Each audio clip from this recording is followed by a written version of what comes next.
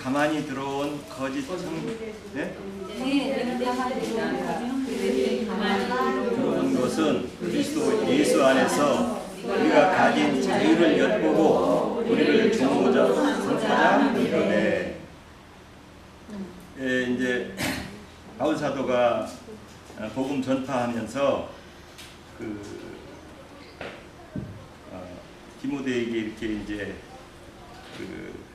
디도하고 뭐 이제 이렇게 신앙하는 우리 형제 자매님들한테서 이제 염려하는 이런 말씀을 이렇게 전개를 하셨는데,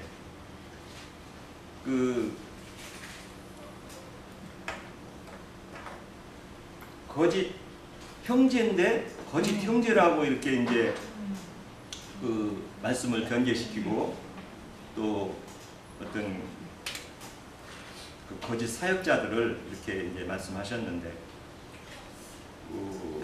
오늘 오전 2시간도 나인진님께서 말씀을 이제 변개시키고, 또 예수 그리스도 안에서 있는 우리의 그런 진리의 자유함을 다른 것으로 이렇게 변개시키고 말씀을 진리를 따라서 이해하는데 혼동을 주기 위해서 이렇게 가만히 들어온 자들이 있다는 거죠.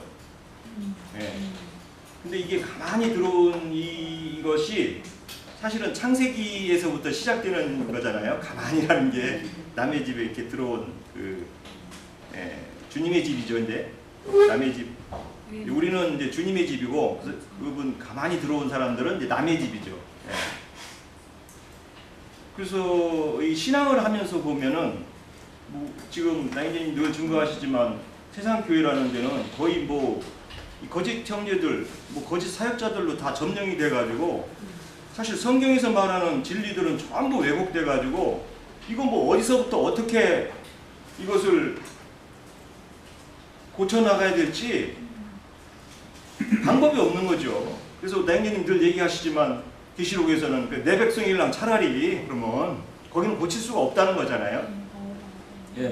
차라리 나와서 샘물 나는 데서 다시 그걸 들어야지. 거기서는 도저히 도대체 전부 다 점령돼버린 그 사고에서는, 바벨론이 돼버린 데서는 들으면 들을수록 샘물을 먹으려면 샘물이라고 원래 흘려줘야 되는 이 교회가 완전히 혼탁한 물이 돼가지고 먹을수록 계속 갈증만 생기고, 먹을 때는 또 좀 그럴듯한 것 같아요. 저도 기독교 생활을 자의반 타의반 의해가지고 좀 생활을 해봤지만은 참 사람의 의로 전할 때는 참 그분들이 더 한량없이 참 착하신 분들이고, 사람의 의로 보면은 나인님 얘기하시지만 기존 종교들 중에서도 그래도 예수를 믿으면서 착한 일을 하라고 하니까, 예수님 얘기를 안 하면서 착한 일을 하라고 하면은 이제 시큰둥하겠지만, 예수님 믿으면서 착한 일을 하라고 하니까 이건 또 아멘이잖아요. 한 면에서는 사실은 석가 얘기하면서 착한 일을 하라 그러면 에이 예? 별로 콧방귀도 안 끼고 예수 믿는 사람이 그거 가르친다고 별로 반응도 안 하지만, 예수님 믿으면서 착한 일을 하라고 하니까 우리가 신앙이 어릴 때는 그 말이 너무 맞는 거죠, 사실. 너무 맞아요. 근데 이제 우리 나인진님 입장에서 보면은 그 착한 일을 하라는 거는 일반 종교도 다 하라고 해서 그거 하는 건데, 굳이 예수 믿으면서 그 착한 일을 하라고, 세상 착한 일을 하라는 게 그게 성경 얘기겠느냐. 근데 그 얘기인데, 하늘길을 인도해주고 하늘에 계시된 것들을 잘 가르쳐줘서 참으로 주님 안에 우리가 영적으로 정결한 사람으로 그리스도의 심판대를 잘 통과해서 가기를 원하는 이런 참 사역을 해야 되는데, 그것이 아닌 말씀을 변개시킨 사람의 의로 이게 바꿔버리니까 이게 참 쉽지 않은 그런 싸움이 우리한테 부여된 것 같아요. 이 진리 사역자들한테는. 나인님부터 별도로 이제 저도 가끔 이렇게 사람의 의로 똘똘 뭉친 사람들하고 이렇게 대화들을 해보면 뭐 거짓 사역자들을 가끔 내 속에서도 가끔 뭐 이렇게 뭐 욕이 나올 수도 있어요. 그러면 인격이 내가 잘못됐다는 거예요. 사람부터 이게 뭐 이게 당신 말하는 인격이 좀 이게 잘못됐기 때문에 아무리 당신이 말을 진리의 말을 해도 그 말이 믿어지지가 않는다는 거죠. 실제는 이 거짓 사역자들은 이 사람의 인격으로 더 이게 더 풍성하거든요. 어떤 면에서 보면 뭐 나인틴이 가끔 뭐 은쟁반에 옥구슬 굴러가는 소리라고 이제 얘기를 하시는데, 예, 은쟁반에 옥구슬이, 예, 이제 그게 맞죠. 은쟁반에 옥구슬이. 그런 말로 달변가들로 이렇게 다 이렇게 거짓 사역자들이 형제라는, 뭐 여기서는 이제 형제라고 했지만 사실은 이 사람들이 종교 지도자들로 지금은 뭐 거의 드러났죠. 여기는 초기에는 형제라는 이름으로 이렇게 가만히 들어왔다고 하는데, 실제는 이제 이게 계속 타락하니까 형제라는 용어로는 싹쓸 받거나 어떤 그 직업의 용도로 이게 사용할 수 없거든요. 형제라는 이름으로. 예. 그래서 계시록에 가면은 뭐 니굴라당이라고 하는데, 니굴라당을 어떤 분은 그 해석할 때 뭐 유대교의 그런 돌아간 사람으로만 이렇게 정죄를 하더라고요. 니굴라 집사가 원래 그 예수님 신앙을 하다가 예수님 돌아가시니까 그 유대교로 다시 돌아갔다는 거예요. 그래서 지금의 기독교인들한테는 해당이 안 되고, 그때 당시에 유대교로 돌아가서 예수님을 죽인 무리인 유대 그 원종교로 갔다. 근데 계시록이 보면 자칭 유대인이라고 나와요. 우리 이방인들 중에 해당되는 말이거든요. 이게 이방인처럼 이방인은 원래 유대인이 안 되는데 스스로 자칭 유대인이라고 할 때는 유대인의 어떤 그런 그 신앙을 한다는 걸로 주님한테 이렇게 말을 듣는 거라고 저도 생각을 드는데, 그게 맞겠죠? 양진님 그게 맞나요? 예? 지금 다른 거. 자칭 유대인이라고 하는데, 이제 주님이 그 계시록에서 자칭 유대인이라고 그 계시록에서 이렇게 핀잔을 하시잖아요. 자칭 유대인이다, 유대인의 무리다 이렇게 얘기를 하는데, 그러면 초기에 있던 유대인들을 두고 하는 얘기는 아니거든요. 이방인들인데 자칭 유대인의 어떤 그런 성향으로 신앙생활을 한다, 이렇게 정의를 해야 될 것 같은데,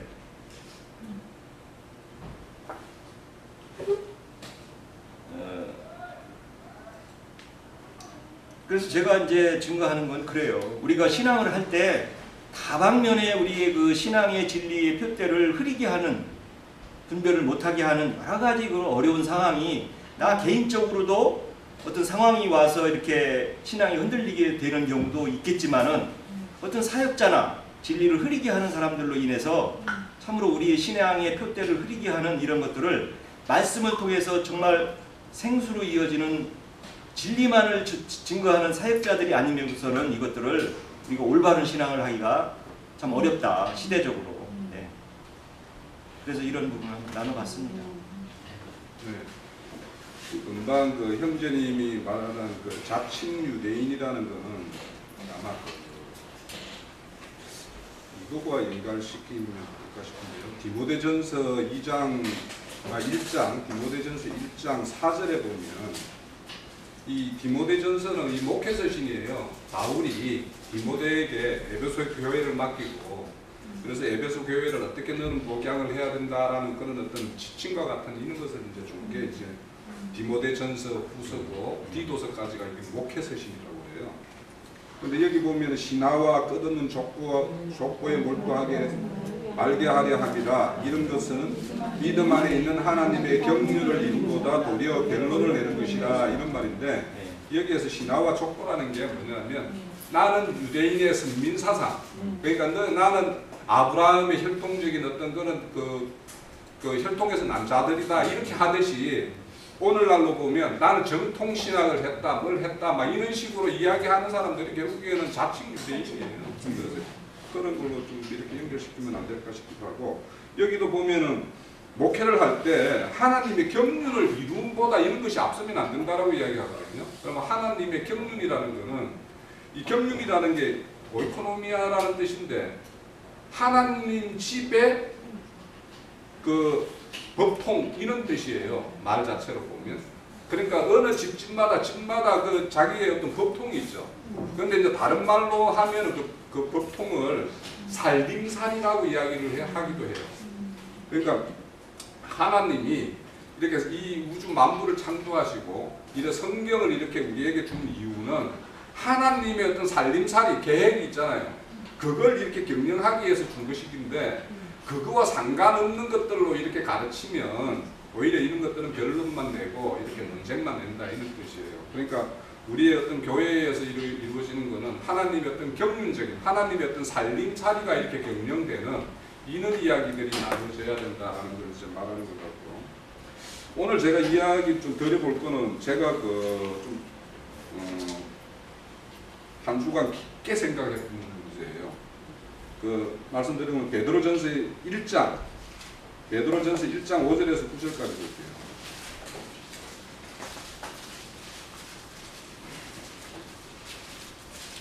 제가 어떻게 증거할지는 모르겠는데, 제가 깨달은 것이 온전하게 이렇게 좀 전달되기를 바라는데요. 제가 좀 이렇게 아둔하게 이렇게 말씀 증거를 하더라도 잘 이렇게 좀 새겨 들어봤으면 좋겠어요. 자, 5절에서 9절까지요. 너희는 말세에 나타나기로 예비하신 구원을 얻기 위하여 믿음으로 말미암아 하나님의 능력으로 보호하심을 받았느니라. 그러므로 너희가 이제 여러 가지 시험으로 말미암아 잠깐 근심하게 되지 않을 수 없으나 오히려 크게 기뻐하라. 너희는 믿음의 확신함을 불로 연단하여도 없어질 것보다도 더 귀하여 예수 그리스도께서 나타나실 때 칭찬과 영광과 존귀를 얻게 하시리라. 예수를 너희가 보지 못하였으나 사랑하는구나. 이제도 보지 못하나 믿고 말할 수 없는 영광스러운 즐거움으로 기뻐하니 믿음의 결국은 곧 혼의 구원이다. 여기 영혼의 구원을 혼의 구원이라고 꽂혀놓으셔야 돼요.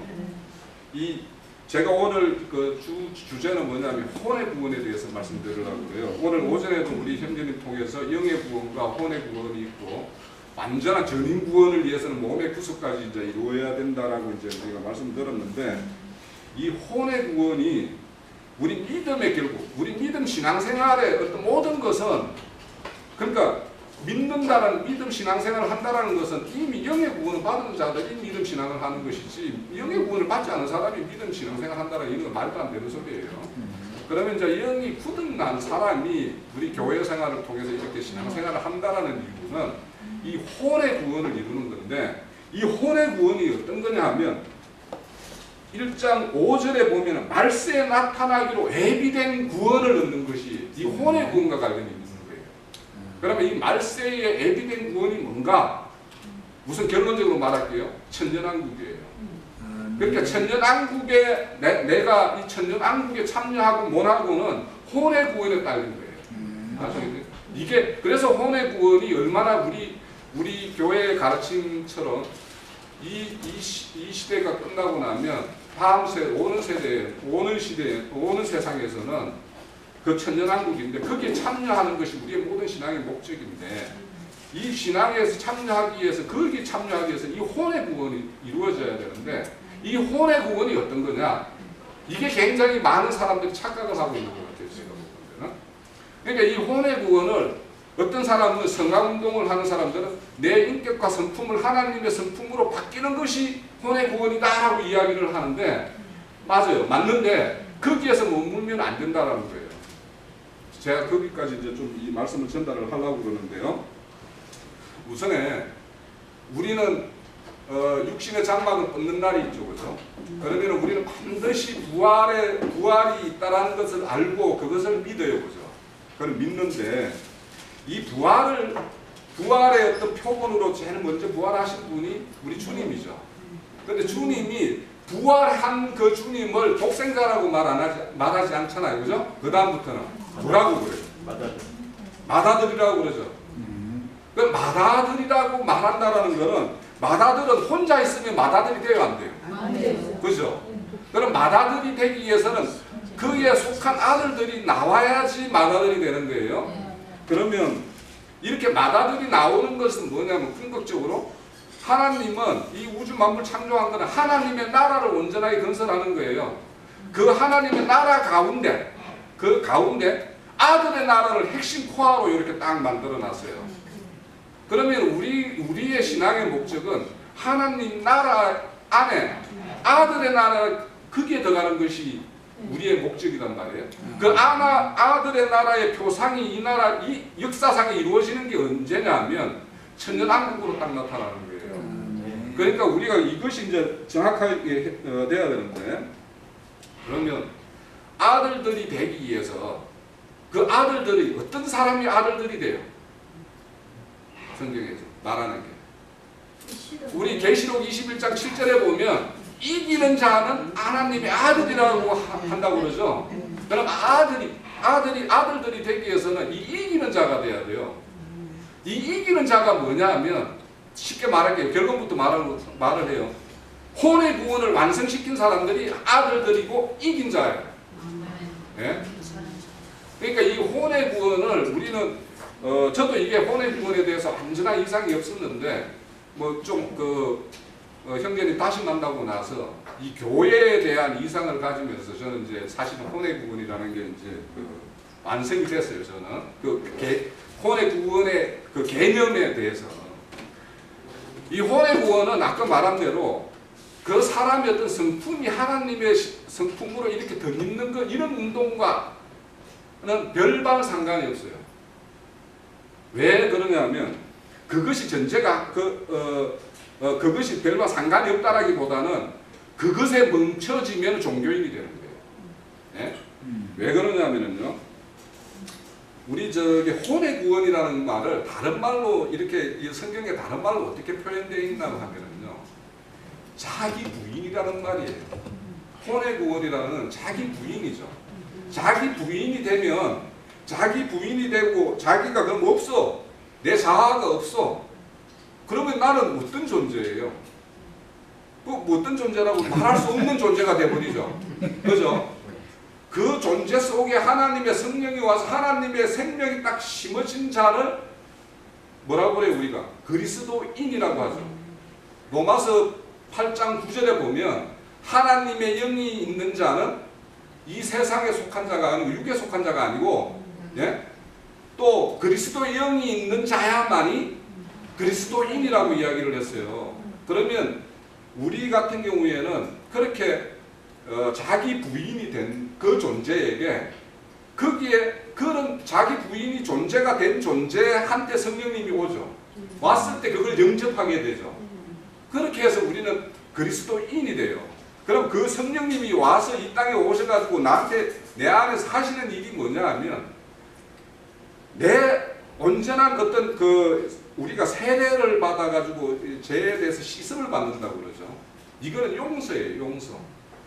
용서를 받는데 그 용서받은 존재에게 하나님의 어떤 성령이 임해서 하나님의 씨가 이렇게 심겨지면 그게 이제 생명력을 발휘할 거 아니에요. 성장하면. 그러면 그것에 의해서 뭐냐 내 안에 기존에 있던 내 자아들이 이렇게 쫓겨나가는 거예요. 찢겨나가는 거예요. 그럼 내 자아가 찢겨나간 만큼 이제 성령이 이렇게 풍성하게 자라게 되죠. 그러면 이제 풍성한 성령의 어떤 장성한 분량까지 자라는 자가 되는데 여기에서 더 나가야 되는 게 뭐냐 하면 우리가 이렇게 소제를 지내고 이렇게 할 때 떡반죽을 하죠. 떡반죽을 할 때 여기에서는 우리가 떡반죽을 할 때 물을 해서 해요. 그죠? 우리나라 같은 경우는 물이 뭐냐 하면 우리나라 물이 너무 좋기 때문에 그냥 떡을 이 물로 해도 돼요. 그런데 유대 땅에 나는 물은 석회석이 너무 많이 끼어서 그 물을 그대로 먹으면 안 돼요. 우리 저게 그런 물 많이 먹으면 여 속에 돌 생긴다고 그러죠. 이런 것이 생겨가지고 안 되는데 그 나라에서는 뭐냐면 기름으로 이렇게 떡반죽을 한단 말이에요. 떡반죽을 해가지고 이걸 구워서 이제 뭐 이렇게 하기도 하고 하는데 그러면 그렇게 자아가 부서진 그 자아들, 이 자아들이 우리가 여기에서 이렇게 교회 생활을 통해서 우리 자아가 다 파쇄가 됐어요. 파쇄가 되면 그게 하나로 떡반죽이 돼야 돼요. 떡반죽이 돼야지 우리가 뭐라고 그래요? 그리스도의 몸, 한 몸 하는 게 성경에 굉장히 많이 나오죠. 로마서 12장에도 나오고 고린도전서 12장에도 보면 제가 아까 이제 전신복과 한번 찾아봤는데 그 구절들에 보면은 우리는 많은 지체를 가진 한 몸이라고 이야기를 해요. 그래서 그 한 몸을 이루는 것까지 가야지만 혼의 구원이 완성되는 거예요. 네? 그러니까 내 혼자서 신앙생활을 말씀을 추구하고 이렇게 혼자 열심히 한다라는 거는 성품을 입는 것까지는 이제 뭐 가능할 수도 있겠죠. 그렇지만은 그게 교회로서 어떤 연합되는 어떤 이런 걸로 실제적으로 나타나지 않으면 하나님과는 아무 상관없어요. 왜냐하면 그리스도의 몸을 이루지 못하기 때문에. 그래서 그런 사람들이 사실은 뭐냐면 고등 종교인이에요. 그러니까 우리가 말씀 추구하면서 굉장히 이렇게 우리 뭐 대표적으로 우리 수원의 형제 같은 경우 그때 그런 사람 같은 경우는 내 개인적인 어떤 신령함을 굉장히 추구하는 사람이에요. 그래서 성화를 이루기 위하여. 근데 이것이 교회로 연합이 안 되면 아무 상관이 없다니까. 하나님하고 아무 상관이 없다니까요. 예? 개인 자, 신령주의라는 거예요. 예, 자 봐봐요. 고린도전서 우리가 너무도 잘 아는 고린도전서 후서 5장 10절에 보면 우리 그리스도의 심판대에 설 거죠. 찾아보세요. 고린도전서. 고린도 후서 5장.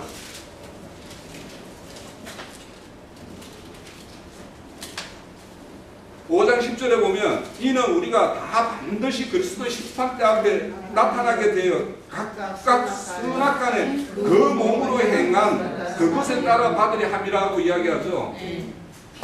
우리가 여기에서 그 몸이라는 게 예? 그냥 우리 각자의 몸이 아니에요. 예? 이게 뭐냐면 그리스도에 연합된 한 지체로서의 행함이어야지 하나님의 어떤 그리스도 심판대에서 좋은 어떤 상을 받을 수 있는 것이지 내가 열심히 하나님의 일을 했는데 이게 교회로 연합되지 않는 일을 해.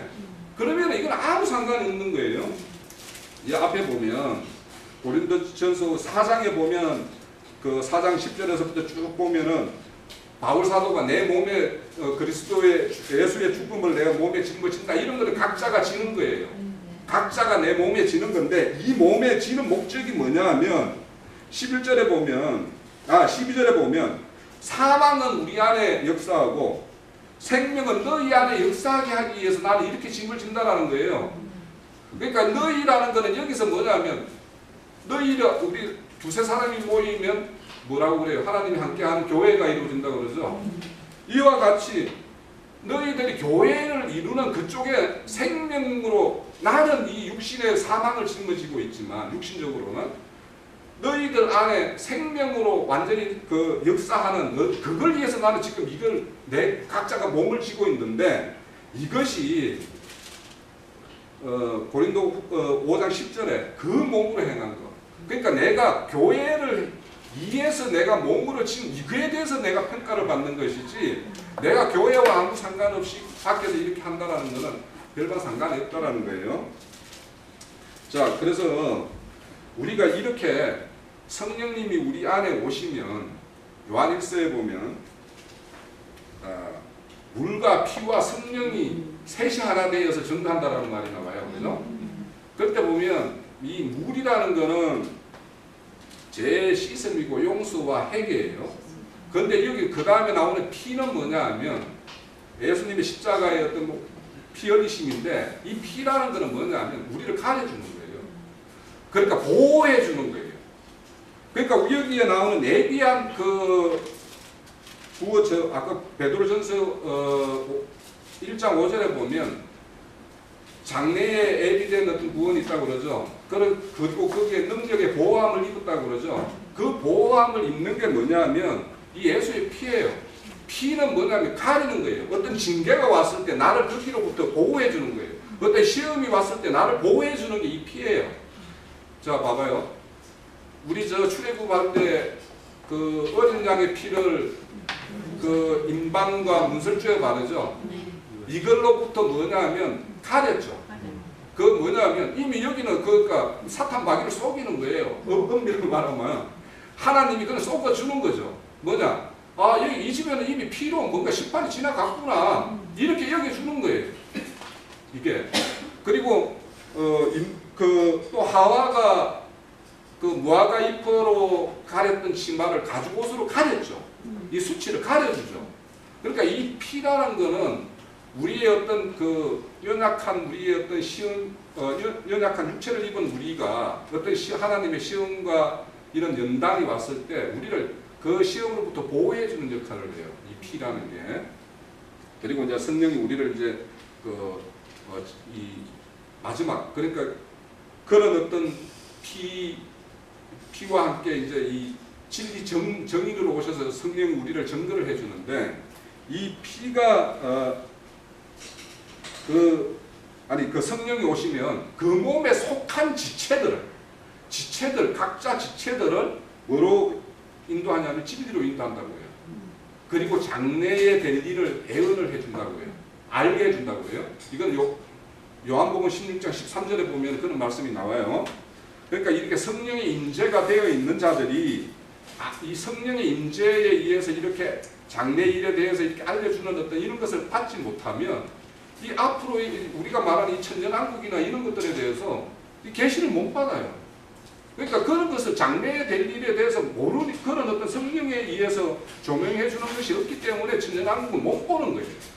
그러니까 우리가 이런 천년왕국에 대한 어떤 이상을 본다라는 것은 정말로 저도 이 천년왕국을 사실 형제님 다시 만났을 때도 저는 천년왕국에 대해서 믿지 않는 자였어요. 제가 예전에도 믿지 않았었고 형제님 다시 만났을 때도 믿지 않았었어요. 그 당시에 믿지 않는 게 두 가지였어요. 이 천년왕국하고 저게 뭐냐면 그 애정론에 대해서 저는 애정론을 믿는 자였어요. 그런 천년왕국을 안 믿는 자이기 때문에 형제님하고 굉장히 부딪힐 수밖에 없었던 사람이에요.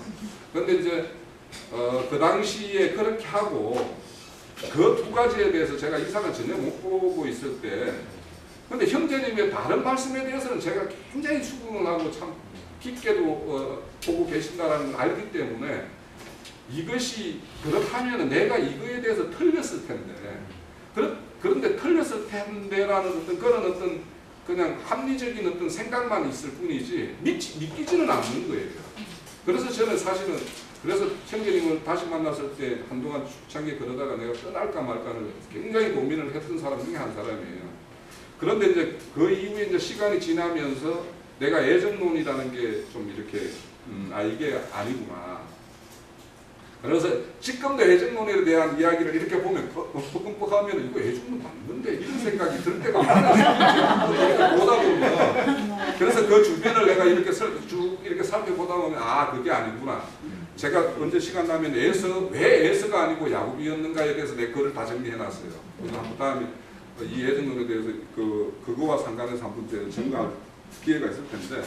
그래서 이 천년왕국이라는 것이 내가 이 천년왕국에 대해서 이걸 내가 눈을 딱 뜨면서 뭐냐면 내가 이 요한복음 16장 13절에 성령이 오시면 진리 가운데 우리 모든 지체를 인도하고 장래에 될 일을 우리가 스스로 가진 말을 하지 않고 하나님이 주어진 말을 하게 되고 또 이 장래 일을 알게 된다라는 이 말이 이제 응하는구나. 그렇게 이제 저는 생각을 해요. 그런데 이제 오늘 핵심을 이제 말씀을 드릴게요. 그런데 이제 우리가 히브리서 보면 2장 11절에 보면 거룩하시는 이와 거룩함을 받는 이가 다 하나에서 난다고 그러죠. 그죠? 자, 우리가 그렇게 났어요. 그렇게 하나가 났으면 당연히 우리는 한뜻 반죽이 돼야 되는데 우리가 다 한뜻 반죽으로 잘 돼가고 있는가 이것도 한번 생각해봐요. 우리가 여기. 그런데 이제 이거를 이렇게 하나에서 나게 하시는 거는 거룩한 성령의 기름 부음이 받지 않으면 하나가 안 돼요. 그래서 한 성령으로 마신다, 한 몸을 이룬다, 막 이런 말들이 있죠. 그런 것처럼. 근데 이제 이렇게 성령이 우리한테 임하는 거는 사실은 우리 성령이라는 거는 주님이 이 땅에 오셔서 고난으로 받아서 고난을 순종함으로 배워서 구원의 근원이 되셨다라고 이야기하죠. 그런 것처럼 그분이 이런 고난을 받아가지고 우리 연약함을 다 아시는 분이기 때문에 그분은 예수의 영으로 왔을 때하고 예수님의 어떤 몸을 입고 왔을 때 그 영하고 다시 부활했다가 다시 우리에게 임한 그 영이 전혀 다른 영이죠. 그죠? 다른 영이에요. 그러니까 자, 이 성경에 보면 하나님의 영으로 거듭나지 않으면 하나님 나라를 못 본다. 들어갈 수도 없다라고 이야기를 해요. 그러니까 그 하나님 나라에 들어가는 데는 예수의 그 육신을 입고 온 그 영으로 그 영이 이루신 일에 대해서 우리가 알면은 하나님 나라는 볼 수가 있어요. 그죠? 그분이. 그런데 우리가 그리스도의 나라, 아들의 나라에 들어가는 데에는 이 살려주는 영이 오지 않으면 그분이 와서 우리의 어떤 혼 생명을 다 이렇게 벗겨내지 않으면 우리가 그리스도의 나라를 몰라요. 그러니까 이게 벗겨지지 않으면 즉 말하면은 우리 자아 파쇄가 안 돼요. 자아 파쇄가 안 되면 뜻 반죽이 안 돼요. 예? 그러니까 이 뜻 반죽이 돼서 한 떡 덩어리가 되어야지만이 우리 교회가 남들에게 먹을 만한 떡이 되어서 이렇게 공급하는 자가 되지. 우리 여기에 있는 사람들이 어떤 사람은 이 말하고 어떤 사람은 또 다른 말하고 하면 여기에 와서 제공하는 떡을 먹으면 다 헷갈리죠, 자꾸. 네? 다 헷갈릴 수밖에 없어요. 그러면 그런 어떤 떡이 자꾸 공급되면 여기는 자꾸 이제 분리가 되겠죠. 분산이 되고. 그래서 이제 그렇게 해서 우리가 우리가 말의 어떤 통일 이런 것이 굉장히 중요한데 제가 이제 베드로전서 봤던 베드로전서 1장 5절에 가볼게요. 여기에 베드로전서 1장 5절에 보면 너희가 말세에 나타나기로 할 때 이 말세라는 말이 이게 이제 사실은 이거에 대한 오해가 굉장히 많아가지고 여기에서 문제가 많이 생겨요. 이 말세를 지금 우리가 이 시대가 천년왕국이고 이걸로 끝난다라고 생각하는 사람들은 이 말세는 뭐냐면 시간의 끝으로 이해를 해요. 이 역사의 끝으로 이해를 해요. 네? 그런데 여기에 말세라는 것은 시간의 끝이 아니에요. 이게 찾아보면은요, 말세라는 것을 우리 성경 구절에 찾아보면 이 신약에 말세라는 말을 찾아보면 한 7, 8군데 나와요.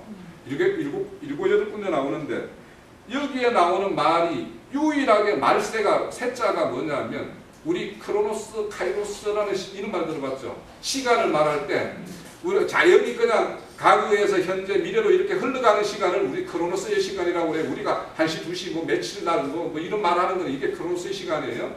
그런데 여기에 말세라는 말은 카이로스라는 말이에요. 이 카이로스라는 말은 뭐냐면 하나님과 연관된 하나님과 관계성을 가지는 시간이에요. 그러니까 이게 뭐냐면 경륜적인 어떤 하나님의 일하심의 어떤 경륜이 있죠. 마디마디가 있죠. 이 마디마디의 그 한마디의 끝을 말하는 거예요. 세대의 종교. 예. 그러니까 이게 다른 사람들은 이게 말세라고 나오면은 이 시간의 끝을 영원한 이걸 이야기를 하는데 그걸 말하는 시간도 있어요. 예? 이 베드로전서 내가 1장 20절에 보면 거기에도 말세가 나와요. 거기에는 정확하게 뭐냐면 카이로스의 시간이에요. 예? 근데 이 말세도 여기도 말세라는 것은 뭐냐면 예수님이 어떠냐면 예수님이 때가 차서 이 땅에 육신을 입고 오셨죠. 그 시간의 끝을 이야기해요. 그럼 이거는 뭐냐면 하나님의 어떤 시간적으로 하나님의 경륜적으로는 하나님 때가 돼서 왔지만 우리에게는 나타나는 오신 날이 있죠. 날. 그 날을 표현할 때는 이게 크로노스 그 시간이에요. 2000년 전 시간. 그 이야기를 하는 거예요. 그런데 예수님은 2000년 전에 육신을 입고 이 땅에 오셨지만 우리는 지금 우리가 예수님을 찾는 그분은 2000년 전에 오셨던 그분이 현재도 우리한테 오고 와 계시죠. 그죠?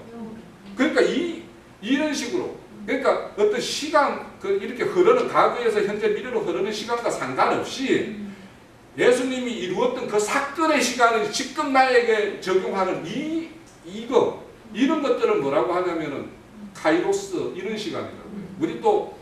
우리 여기 예전에 김영재가 말할 때 뭐 세메론 뭐 헤메라 이런 말 많이 했잖아요. 그러니까 어떤 시간 흐르는 하루 날을 말할 때는 헤메라예요. 그런데 그것이 특정한 그날 그 영이 나한테 역사한 그날 뭐 이런 식으로 할 때 그거는 오늘이죠. 오늘.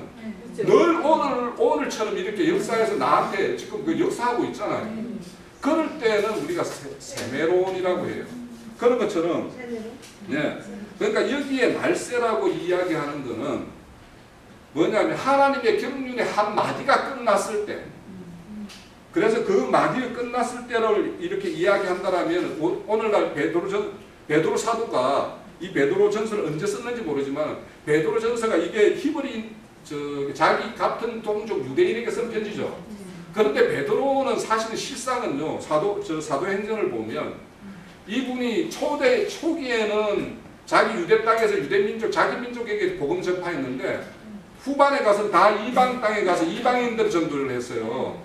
그러니까 이 베드로 전서는 유대인에게 향해서 썼지만 이분은 이방인의 시대를 알고 있는 사람이 베드로예요. 그러니까 이 이방인의 시대가 끝나는 이 전이면 이 베드로 사도도 다시 다른 어떤 한마디가 시작되는 어떤 그 시간이 있는데 그 시간대 그러면 지금 이방인 이 시대에 사는 우리가 그 새로운 시대가 올 때 우리가 예비하는 구원이 있단 말이에요. 그러니까 이 구원이라는 걸 우리가 이렇게 생각을 해야 돼요. 구원은 어디서 빼내는 것만이 구원이 아니에요. 빼내서 하나님이 원하는 그 자리에 갖다 넣어야지만이 구원의 완성이에요. 그러니까 여기에서 예비하신 구원이라는 것은 현재 너희들의 율법적 종교적 인원 생활에서 빼내서 하나님의 어떤 복음 세계, 은혜의 세계까지 집어넣고 거기에서 양육해서 장성한 분량까지 해서 혼의 구원을 완전히 이기는 자가 되는 것까지가 해야지만이 하나님의 구원은 완성이 된단 말이에요. 그러면 이 자들에게 주어지는 것이 뭐냐 하면 천년왕국에 참여하는 어떤 그런 특별한 것이 있단 말이에요. 그러니까 여기 뒤에 보면 너희들이 여러 시험이 올 텐데 너희들이 불의 연단을 받아가지고 참 어려움을 당할 텐데도 너희들이 금보다도 더 귀한 것을 알고 있지 않냐. 그래서 너는 여기 보면 6절에 보면은 그래서 이거 오히려 그런 가치를 알기 때문에 너희들은 지금 크게 기뻐할 수 있지 않냐. 이렇게 말하고 있는 거예요 지금. 예? 그래서 우리가 이런 어떤 그 혼의 구원이라는 게 단순하게 어떤 우리 개인의 어떤 인격적인 어떤 변화 이런 것이 아니라 그것은 뭐냐면 인격적인 변화 이것을 이루어서 그러니까 자기 부인을 이루어서 하나님의 성품을 이렇게 입혀서는 이게 교회로 한 덩어리가 되게 하기 위해서 그렇게 하는 것이지 각자가 따로따로 뭐 이렇게 물뿌리 이렇게 하라고 하는 것이 아니단 말이에요. 예? 그래서 여기에서 이제 그 이 세상에 여기 보면은 베드로전 보면은 이 세상에 그 아까 봤던 보진 않았어요. 말씀 찾아보진 않았지만 고린도전서에 보면 고린도전서 15장에 보면 아까 내가 형제님이 물어봤던 것이 보면 육의 몸을 뭐 이렇게 육의 몸을 이렇게 들여서 신령한 몸을 뭐 취하고 막 이런 말씀 나오잖아요. 썩을 몸을 주어서 썩지 않은 몸을 있는가. 그때 이제 그 육이라는 말도 육이 아니고 혼이에요. 그게 혼의 몸이에요. 그래서 제가 아까 여쭤봤는데 그래서 이제 형제님께서 설명을 주셨는데 그게 뭐냐면 몸이 혼과 연합된 몸. 우리는 몸이 영과 연합되어서 영의 지배를 받는 몸이어야지만이 하나님에게 드려질 수 있는 몸이 되는데 이게 혼과 연합된 몸이면 하나님에게 드려질 수 있는 몸이 아니에요. 자기 기쁨만 취하는 몸이 돼요. 그러니까 우리가 이런 신앙생활을 하는 거 보면은 자기가 어떻게 되는 것 이렇게 취하는 사람은 자기 기쁨을 도모하는 사람이에요. 우리는 하나님의 일, 아까 말씀 디모데전서처럼 하나님의 경륜이 이루어지는 일, 그 일을 보면서 우리는 기뻐해야 되는 자들인데 자기가 어떻게 되는 것에 의해서 막 기쁨을 얻는 자들이라면 이건 하나님의 어떤 경륜적인 일을 이루는 어떤 그런 어떤 교회에 합당한 어떤 그런 실행을 하는 사람이 아니다는 말이에요.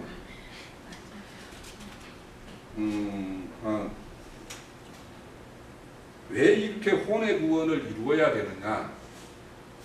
혼의 구원은요, 천년왕국 그 시대는 봐보세요.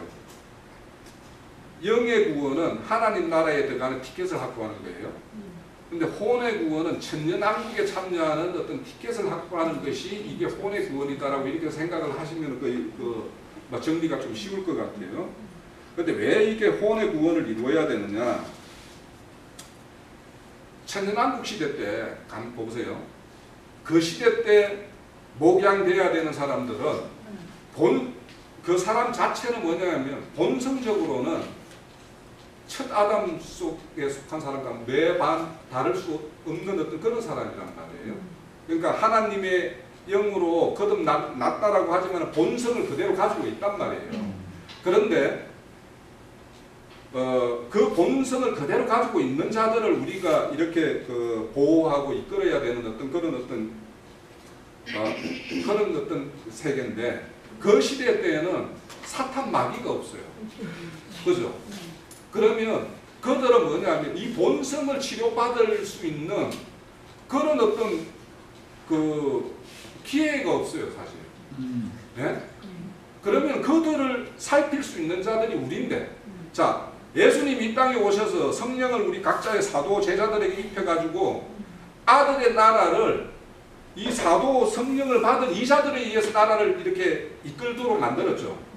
그러면 그 시대 때에도 그 어떤 영의 역사는 어떤 영이 역사해야 되냐면 주님과 함께 우리가 12지파를 이렇게 다스리는 나라, 누가복음에 보면 그거 나오죠. 12지파를 다스리는 보좌에 앉아서 우리가 12지파를 다스릴 텐데, 그때 뭐냐면 그들을 이렇게 목양하려면 이 천성적인 본성의 치료함을 받은 자야지만이 이 자들에 대해서 우리가 이끌 수가 있어요.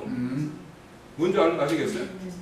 그러니까 그 시대 때 우리가 혼의 구원을 완전히 이루지 않은 사람들이 사람 천소로 가서 일을 할 수가 없는 시대란 말이에요. 그래서 우리가 이 천년왕국에 어떤 참여한다라는 것은 그들과 함께 그들의 어떤 장막이 되어주기 위해서는 예수님이 이 땅에 와서 고난을 받아서 우리의 어떤 연약함을 채굴하고 살려주는 영으로 오셔서 우리를 이끌었죠. 그 시대에는 그렇게 그 치유받은 자들이 그리스도를 대신해서 그들을 치유한단 말이에요. 그러면 그런 치유의 우리의 어떤 그런 사실들이 있어야지 그 자들을 치유하고 이끌 수 있는 거 아니에요. 그들을 변론을 할 수도 있고, 그죠? 그래서 그때에는 왜 혼의 구원을 이룬 자가 아니면 그 나라에 참여 못하는 이유가, 거기에는 혼의 구원을 이룰 자가 있는데 그때는 성령의 역사가 각자의 어떤 그 사람들 안에 들어가서 역사하는 시대가 아니고 우리를 통해서 그들을 다스리고 이끄는 시대이기 때문에, 그래서 우리가 그런 어떤 일에 참여하기 위해서는 혼의 구원을 완성히 시켜야 된다. 그래서 이긴 자가 돼야지만 거기에 참여한다는 거예요. 제가 이걸 이렇게 깨달았는데 부족한 부분에 대해서는 형제님이 보충이 좀 필요할 수도 있어요. 그래서 좀 그렇죠. 네. 야고보서 1장 21절. 예, 성경 기본 진리일 때도 내가 잠깐 이거 소개를 했던 내용인데 필요한 것 같아서 그래요. 야고보서 1장 21절. 예.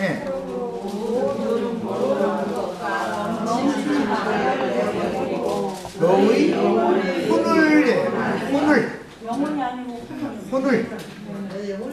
혼을 능히 구원할 바 마음에 심어진 말씀을 온유함으로 하더라. 혼의 구원이에요. 여기 영의 구원을 말하는 게 아니고. 자, 그 다음에 히브리서 10장 39절. 히브리서 야고보서 바로 앞이니까 10장 39절. 네.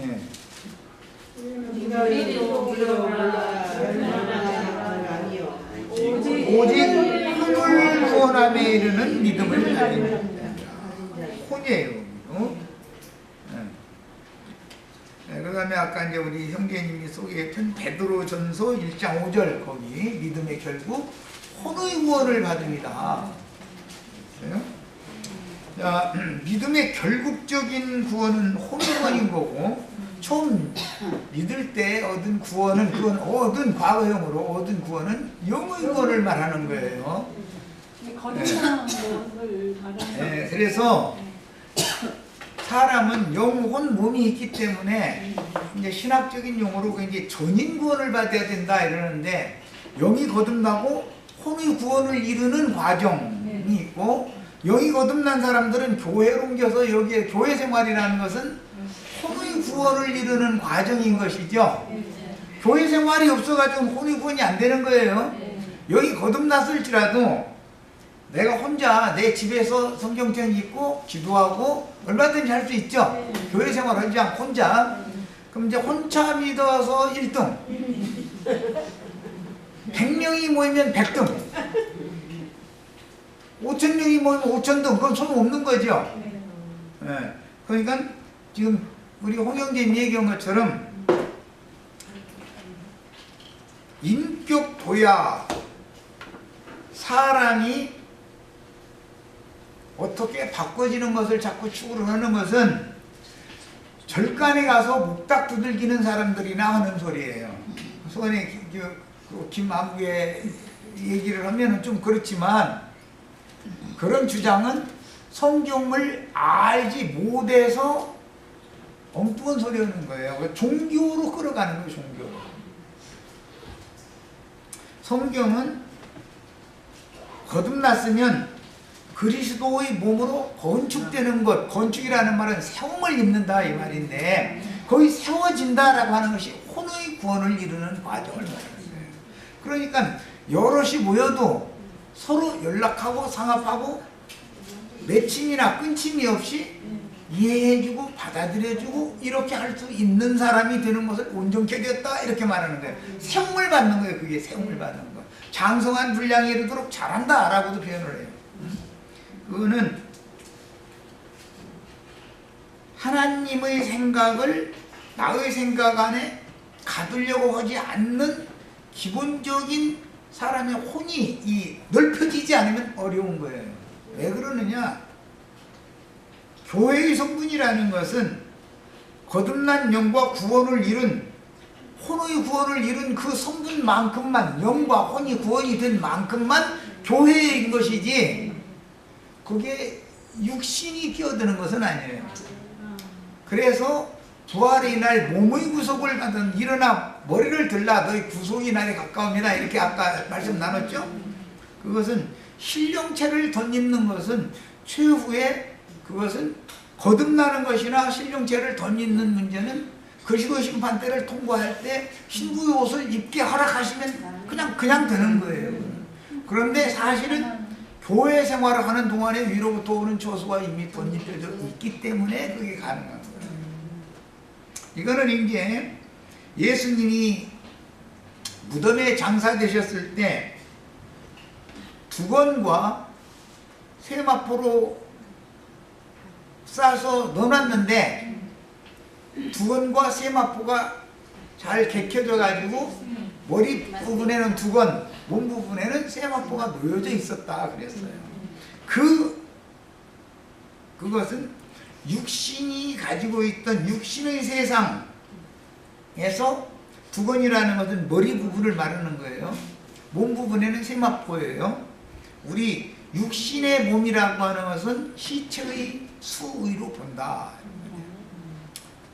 우리가 영적으로 죽었으면 사실은 사람들이 걸어다니면 하나님 오실 때는 지금 시체들이 죽은 자가 돌아다니는 거예요. 그러니까 죽은 자는 죽은 자로 장사하고 너는 나를 따르라 할 때 예수님이라 할지라도 죄가 없는 육신의 몸을 입고 계셨던 분이라 할지라도 부활하실 때는 그분의 신령체로 부활을 한 것이지 육의 몸, 시체의 몸은 수의라는 건 시체를 싼 못이잖아요. 이 영혼의 몸이라는 우리의 이 자연인의 몸이라고 하는 것은 수의다. 이게 수의. 비유가 이렇게 비유다 이 말이에요. 이것은 벗어놔두고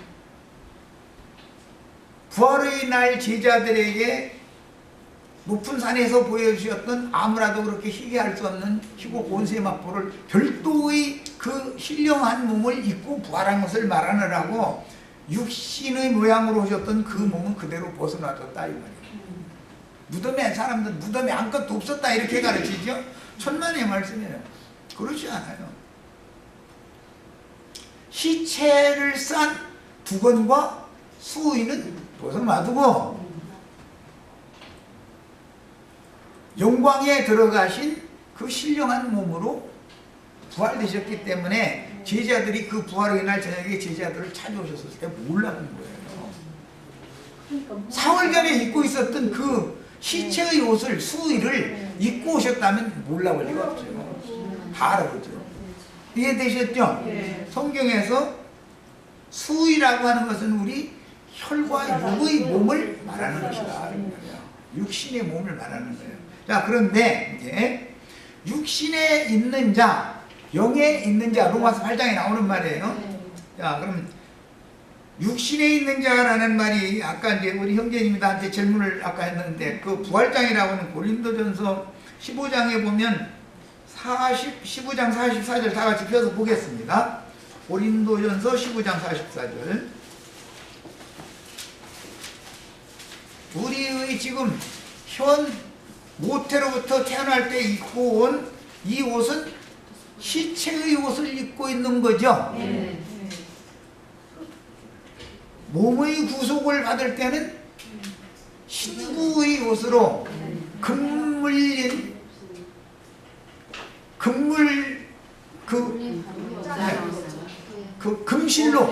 금실과 오색 실로 수놓은 세마포를 수놓은 옷을 입고 혼인에 들어가는 거예요. 그게 굉장히 비밀이에요. 하늘과 땅이 처음 하늘과 처음 땅이 떠나가고 새 하늘과 새 땅이 오는 것은 옷처럼 갈아입는 거다. 히브리서 1장에 이렇게 돼 있죠. 육신의 몸이 신령체로 갈아입는 것을 설명하는 말인 거예요. 자, 이제 말하고자 하는 의도를 잘 이해를 하셔야 돼요. 영에 있는 사람, 육신에 있는 사람을 이제 설명하려고 해요. 그 사람이라는 말이 원래 혼이라는 말이에요. 혼, 사람. 그런데 영과 연합된 사람도 있고 육신에 연합되어져 있는 사람도 있대요. 혼이 똑같은 혼인데 영에 연합된 혼이냐 육신에 연합된 혼이냐를 성경에서는 나눈다는 거예요. 고린도전서 15장 44절 보겠습니다.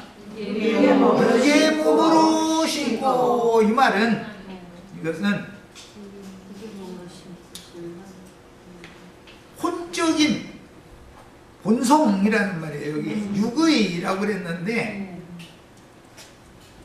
이 단어는 원래 혼이라고 하는 단어에서 나오는 단어로서 이것은 본성이라는 말이에요. 본성, 육적인 자아, 본성, 타고난 본성, 혼적 자아다 그 말이에요. 신고, 그 다음에 신령한 몸으로 다시 사나니, 이 말은 시집갈 때 입는 신부의 옷으로 덧입구로 나타난다.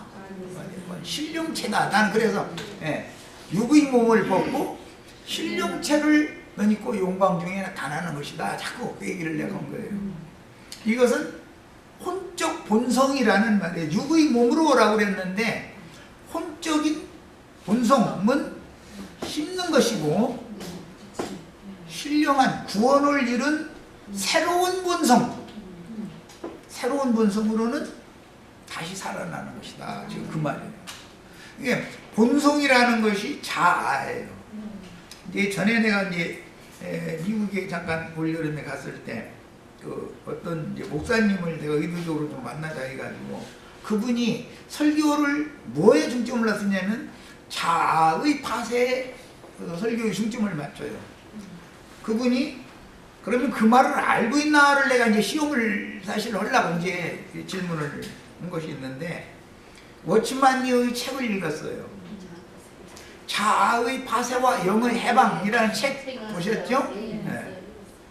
그분이 그 책을 읽었는데 복음서원에서 발행한 책을 읽은 것이 아니라 생명의 말씀사에서 발행한 책을 읽었어요. 똑같은 워치만이라는 사람이 말을 한 것을 번역을 하지만 세상교회에서 번역을 하면은 세상교회의 관념으로 번역을 하는 거예요. 복음서원에서 발행한 내용은 의미가 전혀 다르거든요. 근데 그건 모르고 계신 거예요, 이분이. 자, 이제 내가 이제 질문에 들어가는 거예요. 말씀을 증거 씌울 때 항상 자아의 파쇄에 대해서 말씀을 하시는데 자아의 파쇄를 하실 때 왜 십자가에서만 꼭 마치느냐? 워치만이가 말하는 것은 하나님의 영광에 들어간 것에 표대가 맞춰져 있는 건데 표대를 십자가에다가 맞추기 때문에 이제 내가 이제 내 당시 말로는 다람쥐 쳇바퀴 돌리는 그런 신앙을 하게 만드는 요인이 된다. 그래서 자아가 그러면 자아를 파쇄하라고 그러는데 그 단어가 성경 어디에 나옵니까? 하고 이제 질문을 했던 거예요. 이분이 이 자아라는 단어가 어디에 나오는지에 대해서 모르고 있었던 거예요. 그런 질문을 누구도 들어본 하는 사람을 만나보지를 않았던 거죠. 그러니까 이제 대뜸 창세기에서 선악을 알게 하는 나무 실과를 먹으면 그게 자아 아니냐. 그래서 내가 자아가 있어야 임의로 먹든지 먹지 말라는 것을 안 먹든지 하는 것인데 그러면 선악을 알게 하는 나무 실과를 먹기 전에는 자아가 없었습니까? 하고 또 질문하는 거야 이제. 그러니까는 하고 이제 망망정지 하늘이 고라니졌겠지 뭐 이제 대답을 이제 이것으로 이제 계신 적이 있는데 이미 땅의 흙으로 사람을 지으시고 코에 생기를 불어넣었을 때 자아가 있죠. 그 자아를 가지고 동산의 모든 나무의 실과를 임의로 먹든지 생명나무 실과를 먹고 선악을 알게 하는 나무 실과는 먹지 말든지.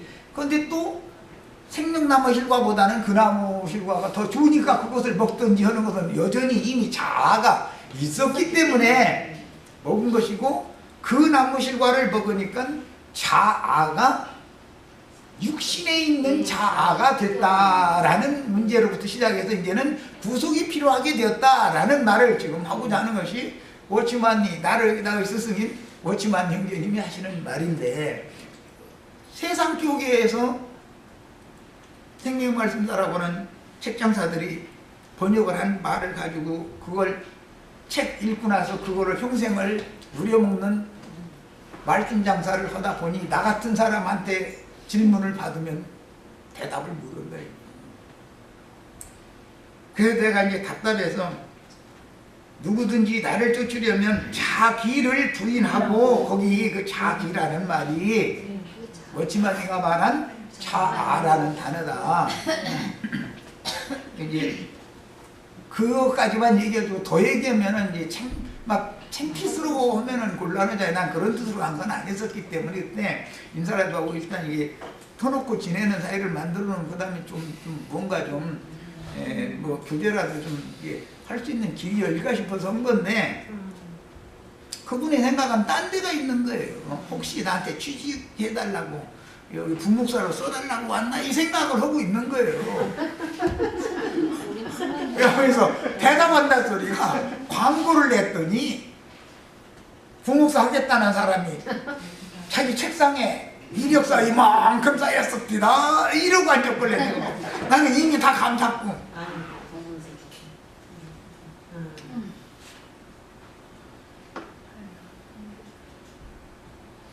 나는 사람의 도움 되는 것을 원치 않습니다 라고 이제 대답을 뭐 나쁘게 되다 보면은 기분이 안 좋으시면 안 되니까 나보다 나이도 많은 분인데 뭐 조용기 씨하고 뭐 동갑이라고 그러더라고. 근데 83세인가 이제 그렇게 된 건데 그러면 내가 그런 기분 나쁘게 얘기하면 안 되니까 나는 어디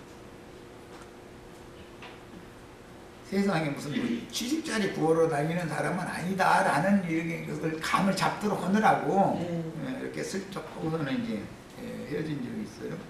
야, 교계에서 많은 경우에 육신, 이것을 육신에 있는 사람이라고 하는 그게 육적 자아를 가지고 있는 사람 그 말인데, 똑같은 혼이지만 거듭난 영에 있는 혼이 있고, 심판이 필연적으로 와야 되는 혈과 육에 결탁되어져 있는 혼이 있다.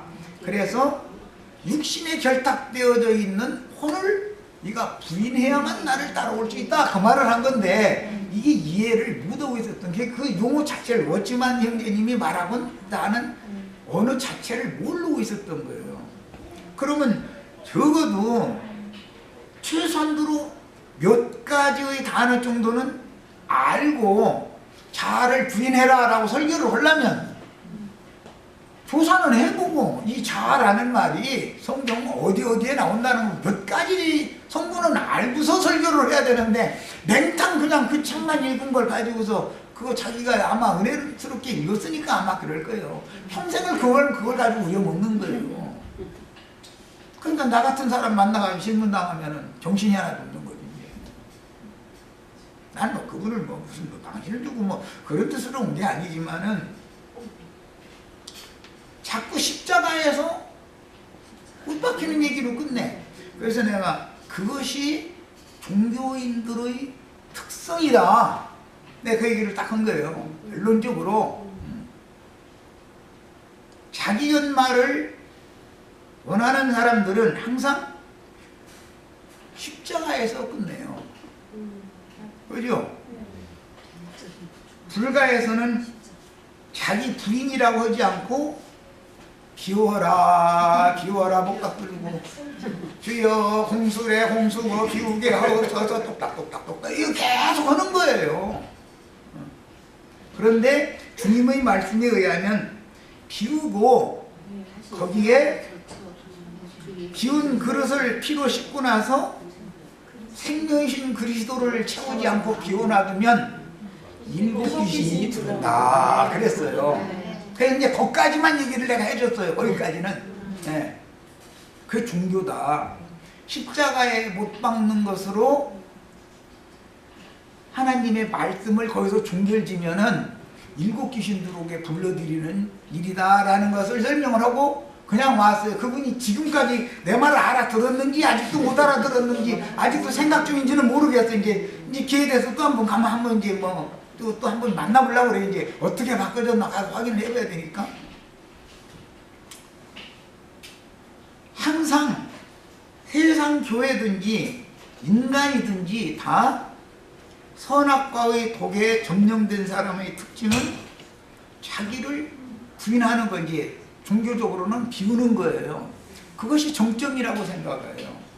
그릇을 주님이 비우게 하고 씻은 다음에는 그 회복된 소송함을 받은 새 그릇 속에는 영생이신 당신 자신을 심으려고 거기다 담게 하려고 그러는 거예요. 그래서 이것은 승천이라는 건 내가 주 안에 주님이 내 안에 내가 주 안에 들어가면 그게 승천이다. 그래서 성경의 결론은 승천에 있는 것이지 십자가에 있는 것이 아니다. 십자가라는 것은 시작이다 이것이다.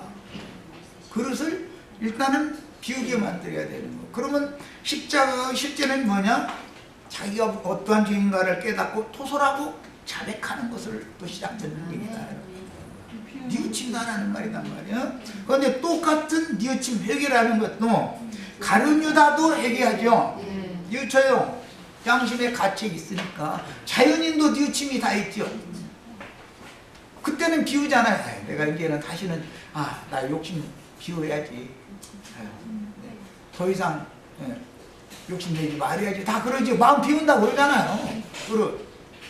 비웠는데 뭔 상황이 오면은 더 담고 싶어져요. 이제 비웠으니까 내가 이제 안 담겠다 그래요. 소용없는 짓 하는 거다. 그게. 그 비운 그릇 속에 자아를 부인했으면 부인하게 하시는 목적은 그 속에 그리스도를 생명으로 담게 하는 거예요. 그런데 생명을 얻을 풍성하게 얻어야 돼. 저 저 밑바닥에도 조금 그냥 뭐 그리스도의 생명을 얻었어도 저 밑바닥에 한참 들어간 데 이렇게 있는, 그렇게 하는 게 아니라 생명을 얻되 풍성하게 얻어야 되는데, 이 풍성하게라는 말은 빌립보서 1장 20절에서는 내 안에서 그리스도만이 존귀하게 되기를 원하노라, 이게 존귀하게라고 번역을 했어요. 그런데 이것은 증가하다, 크게 하다, 웅장하게 하다, 크게 보이게 하다 등 이렇게 하여튼 증가시키는 거예요. 점점 더 그리스도가 커지는 거예요. 어떤 데서는 그 단어를 옷수를 길게 하고 할 때는 길게라고 번역을 했고, 내 안에서 그리스도께서 또 풍성하여지기를, 더욱 풍성하여지기를 원한다 할 때 거기는 풍성이라고 이렇게 번역을 했고, 그래서 사람이 구원을 얻되 생명이신 그리스도를 새 그릇 속에다가, 비우고 씻은 새 그릇 속에다가 얼마만큼 풍성히 담느냐에 따라서 그 사람이 온전케 된 여부를 결정하는 거예요. 이것은 전부 혼의 구원을 말하는 거예요. 혼. 여기까지 해서 마칩니다.